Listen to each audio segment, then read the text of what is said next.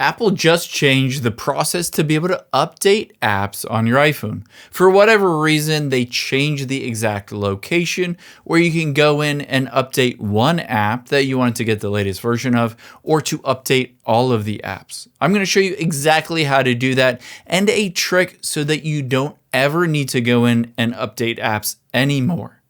So the first thing we're going to do is head into the Settings app, or if you don't see it, just swipe down and type in Settings and tap on that.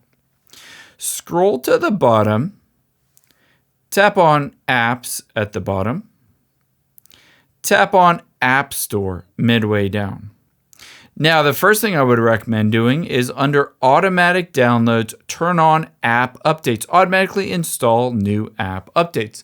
Essentially, this means you don't need to manually go in and update all the time. It will do it when your phone is plugged in and connected to Wi-Fi.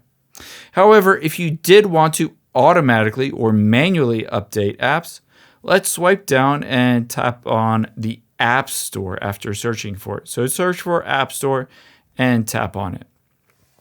Tap on your profile at the top right. And you used to be able to scroll down to the bottom and see all of the apps to update. However, now it is under App Updates midway down. Tap on that. And I can swipe down to refresh this, and I can choose to update individually apps by just tapping on them. Or if I wanted to update every single app, I could tap on Update All, and I'll get the latest version of all of the apps downloaded onto my iPhone. I hope this helps. If you enjoyed this video, check out the video over to my right. I think you'll really like that one as well. And thanks for watching.